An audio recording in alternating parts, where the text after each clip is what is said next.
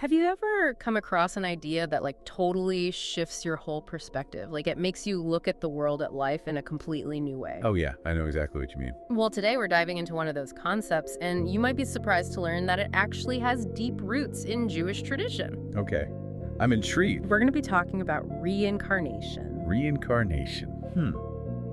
Most people think of, Eastern religions like Hinduism and Buddhism when they hear that word. Right, exactly. But here's the thing. Our ancient Jewish sources, they actually reveal a rich and long-standing tradition of what's known as Gilgul. Gilgul. Yeah, it's like the cycling of souls, the idea that souls can be reborn into new lives. And we're going to explore how this idea shows up in foundational Jewish texts. Oh, wow. So we're talking like going all the way back to the Torah and then exploring how this idea develops in later texts like the Zohar and the teachings of the Arizal Rabbi Isaac Luria. Exactly. So think of this as our quest today. We're on a mission to unpack this whole concept of Gilgul. Like, where does it fit within Jewish thought? Why would souls reincarnate? How does it all work according to these sources? And how does it connect to these big questions about judgment and the afterlife, what's often called Gehenna or hell? Yeah, that's a lot to cover. I know, right? But I think it's so fascinating. We really want to see what this understanding offers us in terms of our own spiritual growth and journey, you know? Okay, I'm ready to dive in. Let's do it. Okay, awesome. So one of the things that I found really surprising is that reincarnation isn't some new age idea that got added to Judaism later on. The sources we looked at, they argued that it's actually an ancient part of the tradition. Interesting. Yeah, and get this, one of the texts we have, it says straight up that reincarnation is a legitimate Jewish idea, and it's right there in the Torah if you know where to look. Wait, really? In the Torah? I gotta hear this. Yeah. Where do they find hints of reincarnation in the Bible? Okay, so one of the key passages that's often cited comes from the book of Job. Remember Elihu? He's talking to Job, trying to explain why Job's going through so much suffering. Right. And he says that God does this twice or three times with a person to bring back his soul from the grave, to bring him back to the light of life. To bring back his soul from the grave. Okay.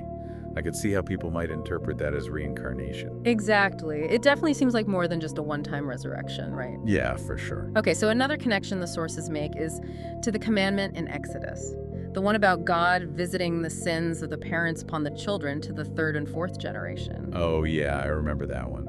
That's always been a tough one to understand. Right. Like, how does that fit with the idea that each person is responsible for their own actions? Exactly. It's like, is God punishing kids for what their parents or grandparents did? Yeah. Well, this is where the concept of Gilgul offers a really interesting perspective. Instead of saying that children are literally punished for their ancestors' sins, it's understood as the soul itself carrying the consequences of its past actions into future lives. Like you're born again with the baggage from your past life, and you get these multiple chances to make things right up to 3 or 4 generations. Oh, okay, that makes a lot more sense. Yeah. So it's not about collective punishment, but about the soul's own journey of correction. It gets multiple tries to learn and grow and fix those past mistakes. Exactly. And it shifts the focus to personal accountability, even across multiple lifetimes. I like that. It makes that verse way less troubling to think about. Right. Okay, so there's this other term that comes up in the material, kaf hakila. Kafakila, what's that? So it literally means like a slingshot. A slingshot. What does that have to do with reincarnation? Okay, well, this term actually appears in the Tanakh and both the Zohar and the Arizal.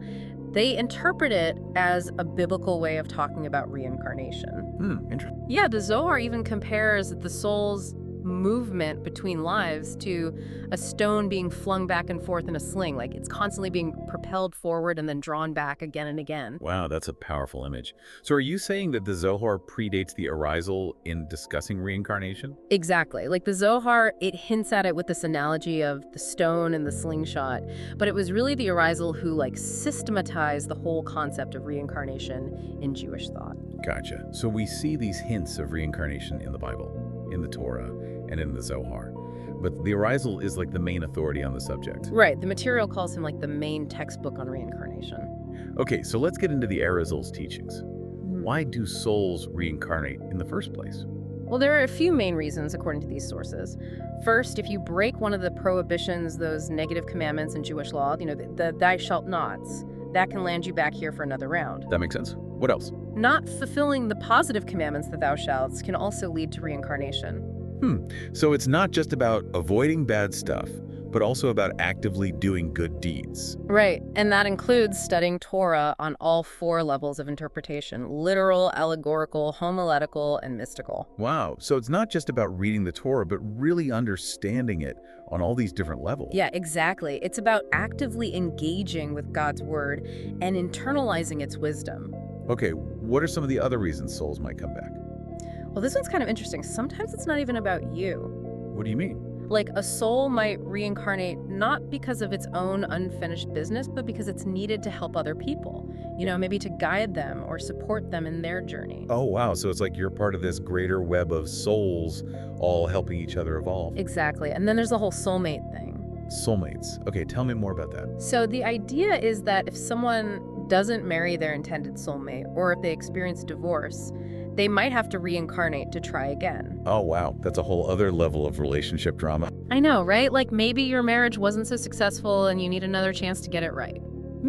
So reincarnation is like a cosmic do-over for relationships. In a way, yeah. But the ultimate goal of all these cycles of return and learning is to fulfill all 613 mitzvot in action, speech, and thought. All 613. Yeah, that's a lot. But the idea is that we keep coming back until we get it right, you know? Okay, so how many times do we usually have to reincarnate? Is there like a set number? Well, it really depends on the individual soul's progress. For the wicked people who aren't on a righteous path, they usually get 3 or 4 chances, like 4 lifetimes to try and get their act together. 3 or 4 lifetimes, that's it. Yeah, the source uses the Hebrew letter P to hint at this. 4 times 4 generations is for the wicked person, which is the meaning of P. Oh, okay, I see the connection there. What about the righteous people? Do they get more chances? Yeah, for the righteous people who are continually growing and evolving, they can reincarnate many more times, potentially even thousands of times. Thousands, wow, that's a long time. I know, right?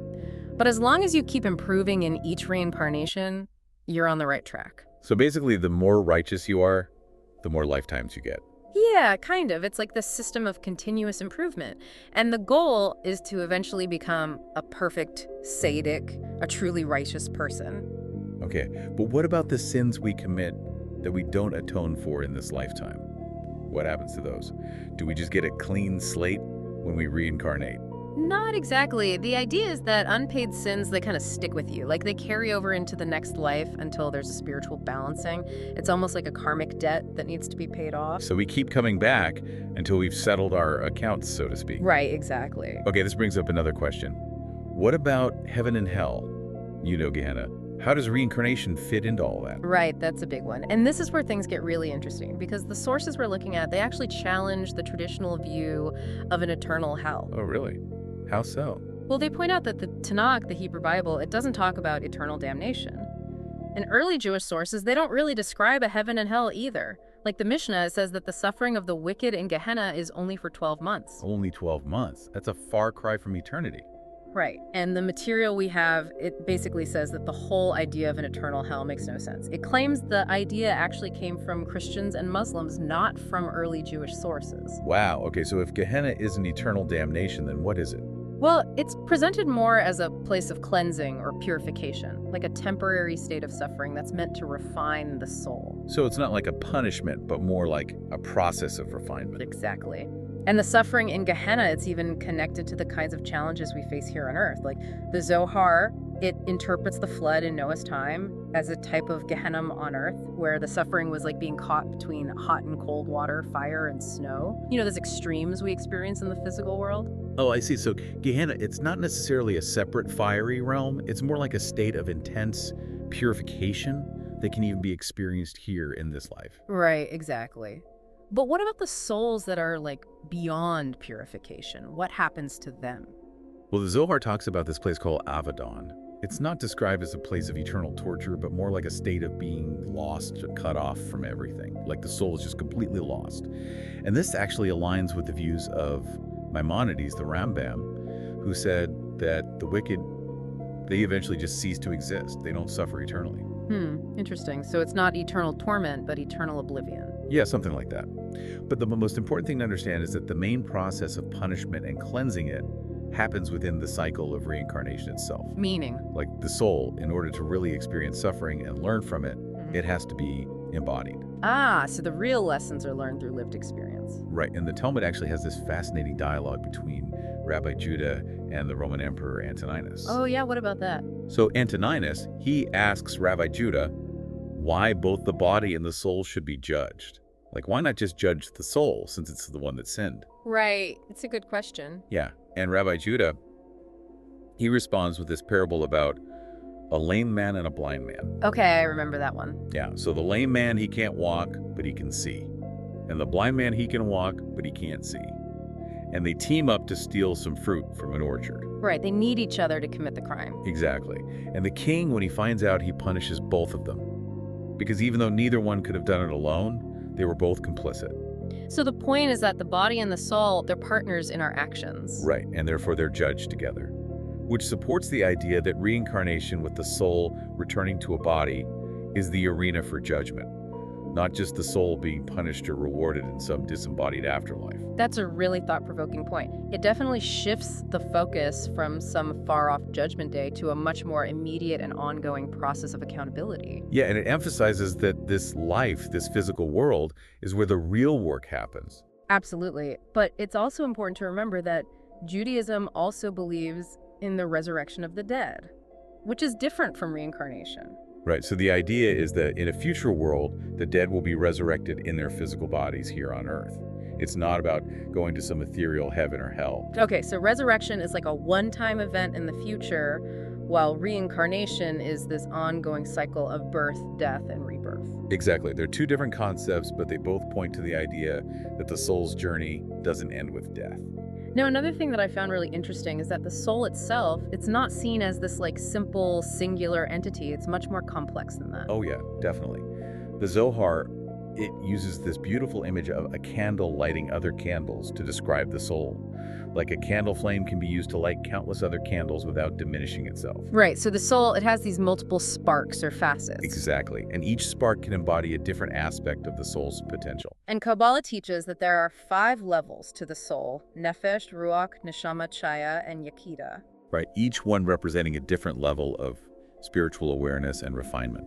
So it's like the soul has all these different dimensions and expressions that can unfold across multiple lifetimes. Precisely.